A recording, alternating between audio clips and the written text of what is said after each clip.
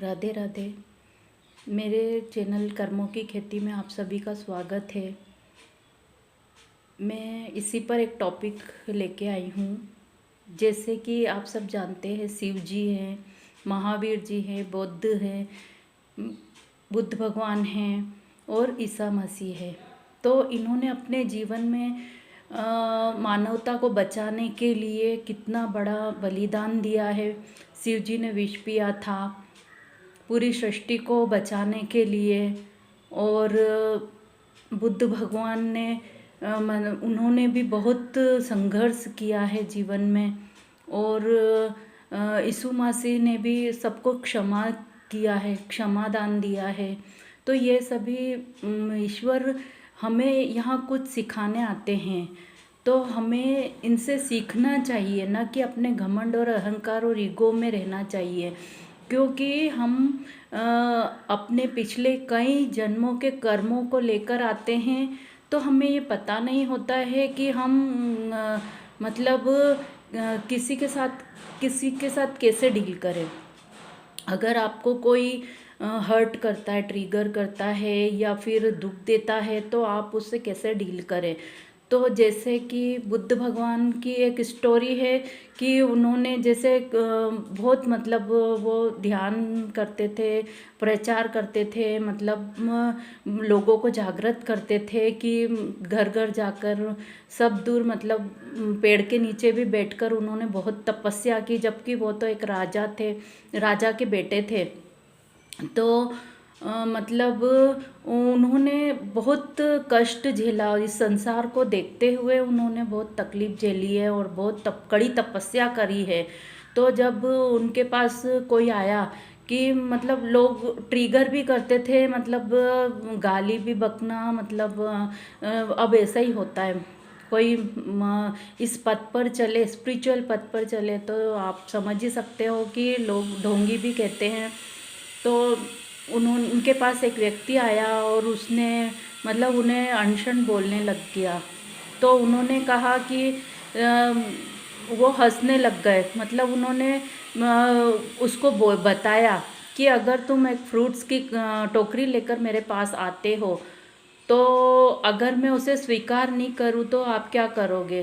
तो वो बोले, मैं वापस ले जाऊँगा घर पे। तो बोले, इसी तरह अगर आप मुझे गाली देते हैं और मैं स्वीकार नहीं करूँ, तो वो तो आपके पास ही जाएगी। तो इसी तरह से हमें भी करना चाहिए। कोई हमें ट्रिगर करता है, गाली देता है, ट्रोल करता है या कुछ भी बोलता है, तो हमें थोड़ा शांत रहना चाहिए, उसी समय जवाब नहीं देना चाहिए। तो हो सकता है ये आपके पिछले कर्मों का कुछ हो, तो ये इसका मतलब ये नहीं है कि आप सहन ही करते जाओ, लेकिन थोड़ा बहुत मतलब सहन करना और धैर्य रखना सीखना चाहिए। क्योंकि ऊपर वाले के घर देर है अंधेर नहीं है, वो सब देख रहा है, वो सभी का हिसाब किताब रखता है। तो इसी तरह शिवजी ने भी विष का प्याला पिया था, अपने कंठ में लिया था, ना उसको अंदर जाने दिया ना ऊपर बाहर निकाला। तो इसी तरह आप भी थोड़ा विष पी लिया कीजिए, क्योंकि कभी कभी बातों की, कड़वी बातों का विष पीना वो भी बहुत अच्छा होता है, आगे समस्या का हल भी मिल सकता है। और यीशु मसीह ने भी समझाया था कि हमें सबको क्षमा कैसे करना है। मतलब वो तो सूली पे चढ़ गए थे, आपको तो कोई सूली पे भी नहीं चढ़ा रहा है। आपको तो मतलब आजकल लोग जरा जरा सी बात पर बहुत ज़्यादा मतलब गुस्सा हो जाते हैं, और हमारे टीनेजर, अपने हमारे बच्चे हैं, हमारे मतलब जो जवान बच्चे हैं, वो कैसे मतलब गलत संगत में पड़ के गलत सब लोगों का सुन के गलत चीज़ें फैला रहे हैं। तो उनको मना करना चाहिए कि ये गलत चीज़ें ना होने दें और गलत कुछ भी नहीं फैलाएं, क्योंकि इससे देश का ही नहीं, घर का ही नहीं, पूरे देश का, पूरे विश्व का नुकसान होता है। और अभी आप देख ही रहे हैं कि हमारे क्या हाल है हमारे देश में। भले ही कितना ही लोग अच्छा करने की कोशिश कर रहे हैं, हमारे बहुत से जो भी हमारे ऋषि मुनि हैं, हमारे महात्मा हैं, सिद्ध संत हैं, सभी लोग अच्छा करने की बहुत कोशिश करने में लगे हुए हैं। हमें अंदर की बात तो पता ही नहीं है कि हमारी धरती के लिए कैसी मतलब डिवाइन गाइडेंस और कैसी मतलब वो पूरी कोशिश में लगे हुए हैं कि हम सही पथ पर जाएं, सही सतयुग में जाएं। सतयुग हमारा वेट कर रहा है, तो ये कलयुग की जो नकारात्मकता है, नेगेटिविटी है, उसको कैसे दूर किया जाए। तो हम बस लगे पड़े हैं, हम लोग को कुछ पता नहीं है। हम समझते हैं कि हम ही सही है, जो हो रहा है मज़े लेते हैं लड़ाई झगड़ों में, लोगों की बातों में, एक दूसरे को भड़काना, एक दूसरे की बुराई करना, और बस इसी में ही, और खाना पीना मौज करना, बस इसी में लगे हुए हैं। बाकी हमें कोई मतलब नहीं है कि कोई कहाँ जा रहा है, कोई क्या कर रहा है। हाँ, लोग अच्छा करते हैं तो उसकी बुराई ज़रूर होती है, मतलब उसको अच्छा करने के बावजूद भी लोग ताने मारते हैं, जूते मारते हैं। लेकिन अगर वो बुरा करने लग जाए तो मतलब उनको कोई फ़र्क नहीं पड़ता है, फिर भी तो गालियाँ ही मिलेगी।